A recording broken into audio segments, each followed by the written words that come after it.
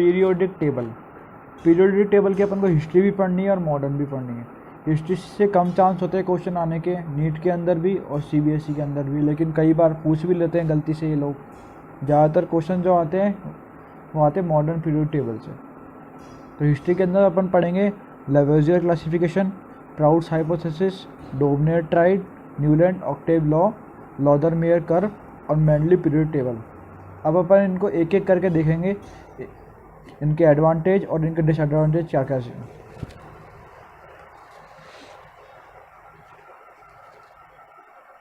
History of periodic table. तो अपन इसके अंदर सबसे पहले पढ़ेंगे लेवेजियर क्लासिफिकेशन। इसने क्या किया था, एलिमेंट्स को दो पार्ट में डिवाइड किया था। पहला था मेटल्स और दूसरा था नॉन मेटल। मेटल होते हैं जो इलेक्ट्रॉन को लूज़ करते हैं, और नॉन मेटल जो होते हैं वो इलेक्ट्रॉन को गेन करते हैं। अब मेटल से एग्जांपल हो गया सोडियम। सोडियम से अपन ने एक इलेक्ट्रॉन निकाला तो वो सोडियम आयन बन गया। नॉन मेटल में अपन ने एक इलेक्ट्रॉन ऐड किया, मतलब तो इसमें फ्लोरीन आयन बन गया।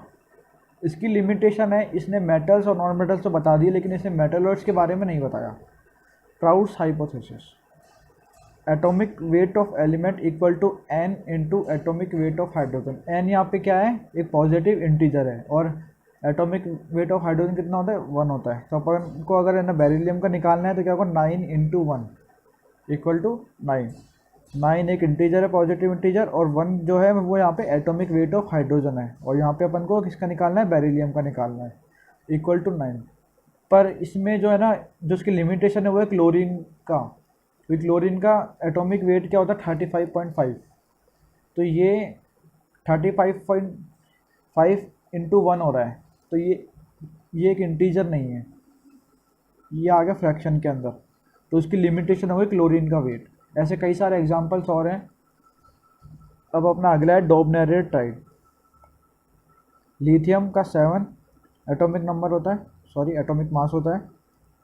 सोडियम का एटॉमिक मास 23 होता है, और पोटेशियम का एटॉमिक मास 39 होता है। इसने ये बताया था कि जो द कॉर्नर एटम का एटॉमिक मास है, उनका मीन है ना मिडिल वाले के एटॉमिक मास के बराबर होगा।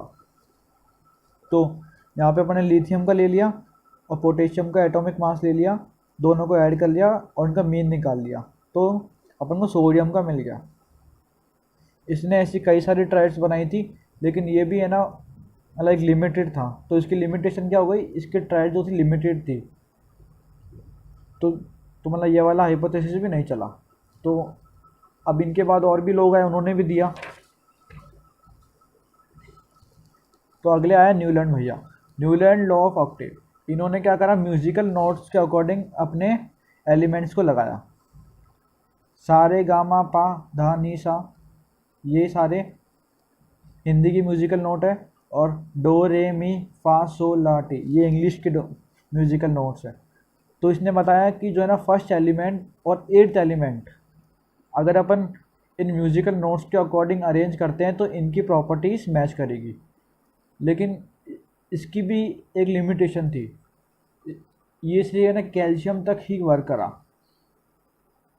मतलब एटॉमिक नंबर 20 तक ही वर्क करा, उसके बाद ये नहीं करा। और इसमें क्या हुआ, इसने इनर्ट गैस भी उस टाइम पता नहीं थी, जैसे हीलियम आ गई और नियोन आ गई।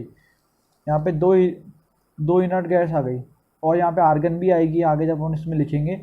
तो इसने यहाँ पे इनर्ट गैस उस टाइम पता नहीं थी कौन कौन सी है, तो उसके अकॉर्डिंग इसने अरेंज नहीं करा, तो इसकी ये लिमिटेशन हो गई। अब अगला है लॉदरमेयर कर्व। लॉदरमेयर कर्व में क्या हुआ था, लॉदरमेयर ने एक कर्व बनाया था एटॉमिक वॉल्यूम और एटॉमिक वेट के बीच में। इसने क्या करना था, पीक के ऊपर एल्कलाई मेटल रखे थे। एल्कलाई मेटल कौन कौन से, नाइट्रोजन, पोटेशियम और रुबिडियम। एल्कलाइन अर्थ मेटल रखे थे इसने डिसेंडिंग वाले पार्ट में, मतलब ये जो नीचे वाला आ रहा है ना पार्ट स्लोप का, कि जैसे यहाँ पे ना बेरिलियम हो गया, मैग्नीशियम हो गया, कैल्शियम हो गया, स्ट्रोंशियम हो गया, ये नीचे आने वाला पार्ट पे इसने रखा था एल्कलाई अर्थ मेटल को। और हेलोजन को रखा था इसने ऊपर जाने वाले पार्ट पे, मतलब असेंडिंग पार्ट पे, जैसे मान लो फ्लोरीन, क्लोरीन, ब्रोमीन, आयोडीन, ऐसे आगे चलता रहेगा ये, इसने ऐसे रखा था। तो इसने जो ऊपर जा रहा है उस वाले पार्ट पे रखा था हेलोजन को, नीचे आ रहा है उस वाले पार्ट पे रखा था एल्कलाई अर्थ मेटल को, एल्कलाइन अर्थ मेटल को।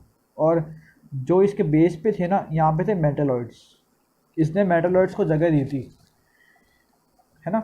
इसकी लिमिटेशन क्या थी, अब हर एक एलिमेंट का सीक्वेंस ऐसे याद करना क्या थोड़ा इम्पॉसिबल सा है, मतलब इसको अपन लिख सकते हैं लेकिन क्या हुआ, मतलब याद करना थोड़ा मतलब इम्पॉसिबल सा है, तो इसकी ये लिमिटेशन हो गई, मतलब practically not possible to remember position of all element, सारे एलिमेंट्स की पोजीशन को प्रैक्टिकली इम्पॉसिबल है याद रखना। तो ये वाली हाइपोथेसिस भी रॉन्ग हो गई आगे जाके। अब इसके बाद आए मेंडली पीरियोडिक टेबल। इसने क्या कहा था, इसने एक लाइन बताई थी, इसमें क्या था, मतलब फिजिकल और chemical properties of element are the periodic function of their atomic mass. इसने यहाँ पे एटॉमिक मास को लिया था, वैसे इन लोगों ने ज़्यादातर ने एटॉमिक मास ही लिया था। तो इसने क्या कहा था, physical and chemical properties of element are the periodic function of their atomic mass. ये वाला क्वेश्चन भी नीट में पूछ सकते हैं कि है ना, मतलब एटॉमिक मास को किसने यूज़ किया था, मतलब मॉडर्न पीरियड टेबल में यूज़ हुआ था या फिर मेंडलीव के अंदर यूज़ हुआ था, मेंडलीव पीरियड टेबल में यूज़ हुआ था।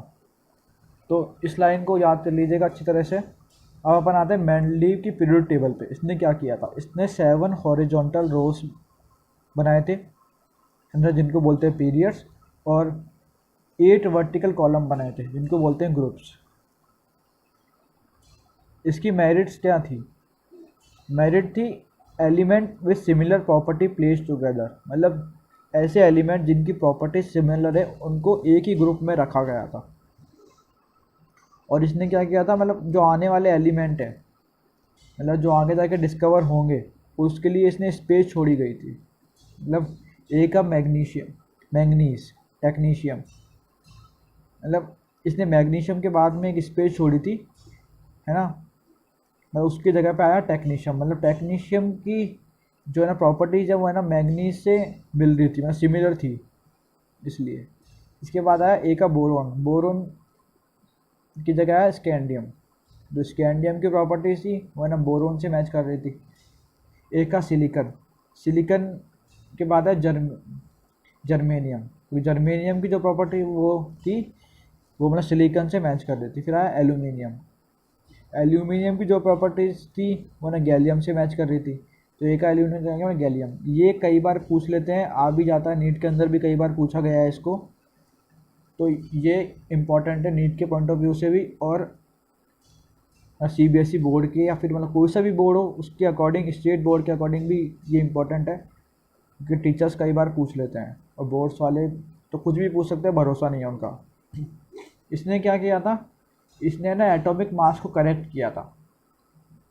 Example, before Mendeleev period table beryllium का जो मास था वो था 13.5 एटॉमिक मास, और जो उसकी वैलेंसी थी वो थी 3। लेकिन मेंडलीव पीरियोडिक टेबल के आने के बाद में बेरिलियम का जो एटॉमिक मास रखा गया वो रखा गया 9 और इसकी वैलेंसी रखी गई 2। तो ये एग्जाम्पल के चांस कम है, याद कर लीजिएगा अगर होता है तो, वरना कोई इतना इम्पोर्टेंट ये है नहीं। इसके डिमेरिट्स है, इसने आइसोटॉप को पोजीशन नहीं दी थी, क्योंकि इसने एटॉमिक मास के अकॉर्डिंग किया था, तो इसने आइसोटॉप को इसने पोजीशन नहीं दी थी। एनामोलस पेयर्स इसकी डिमेरिट्स है, और क्या था, इसने लैंथेनॉइड्स और एक्टिनॉइड्स को भी मतलब अरेंज नहीं किया था अपने पीरियड टेबल के अंदर, मतलब उनकी मतलब वो भी ढंग से अरेंज नहीं थे, उनकी पोजीशन ढंग से अरेंज नहीं थी इस पीरियड टेबल के अंदर, लैंथेनॉइड्स और एक्टिनॉइड्स की, तो ये भी इसका एक डिमेरिट्स हो गया। एनामोलस पेयर वो होते हैं, मतलब some group of element do not follow the increasing order of atomic mass, मतलब ऐसा ग्रुप जो increasing order of atomic mass को फॉलो नहीं कर रहा हो। Argon, potassium, cobalt, nickel, tellurium, iodine and THNPO। इसमें क्या था, इसकी ट्रिक है याद करने की, ऐसे तो याद हो सकता है वैसे, लेकिन इसको आप ट्रिक से याद करेंगे तो आप इसको कभी नहीं भूलेंगे, और ये भी शायद इस बार नीट में आया हुआ है।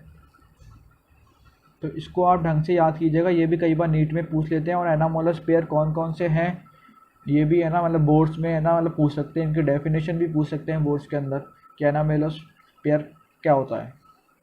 तो इसकी ट्रिक है, अरुण कुमार को नई टाई टाई टाई थी पहनाई। अरुण कुमार को नई टाई थी पहनाई, ये इसका ट्रिक है। आप इसको 4-5 बार बोलेंगे तो ये आपको याद हो जाएगा। ये थी अपनी history of modern period table. इसको रटने की कोशिश मत कीजिएगा, इसको आप 2-4 बार पढ़ेंगे आपको याद हो जाएगा। वैसे इससे क्वेश्चन कम ही आते हैं, पर आप इसको 2-4 बार पढ़ेंगे तो याद हो जाएगा। पर आपको पीरियड टेबल को बार बार रिवाइज करना पड़ेगा ताकि आपको मतलब केमिस्ट्री अच्छे से समझ आए। अगर आप इनऑर्गेनिक केमिस्ट्री को स्ट्रॉन्ग करना चाहते हैं या फिर अपनी केमिस्ट्री को स्ट्रॉन्ग करना चाहते हैं तो आपको पीरियड टेबल को ढंग से पढ़ना पड़ेगा। 3-4 बार इसको आपको आराम से पढ़ना पड़ेगा। एनसीईआरटी को आप ज़्यादा फोकस दीजिएगा, क्योंकि मतलब पेपर जो आता है एनसीईआरटी से आता है, चाहे पेपर बोर्ड का हो चाहे पेपर नीट का हो, जो भी पेपर आएगा एनसीईआरटी से आएगा। एनसीईआरटी ये है नीट इनऑर्गेनिक के लिए बाइबल। ये नीट इनऑर्गेनिक के लिए बाइबल है, आप इसको पढ़ लीजिए। इसके बाहर पेपर आना ही नहीं है एनसीईआरटी से। मैं आपको जो भी पढ़ाऊँगा एनसीईआरटी से ही पढ़ाऊँगा। एनसीईआरटी में कुछ चीज़ें दी गई है जो बहुत डिफ़िकल्ट से लिखी हुई है। मेरा काम है उसको आपको ट्रिक से लेके आना और आपको याद कराना। तो आप इस चैनल को फॉलो कर लीजिए, सब्सक्राइब कर लीजिए और इस वीडियो को लाइक कर दीजिए और शेयर कीजिए ताकि आपके और भी दोस्त इसको जान सकें। तो मिलते हैं हम अगली वीडियो के अंदर। Okay bye.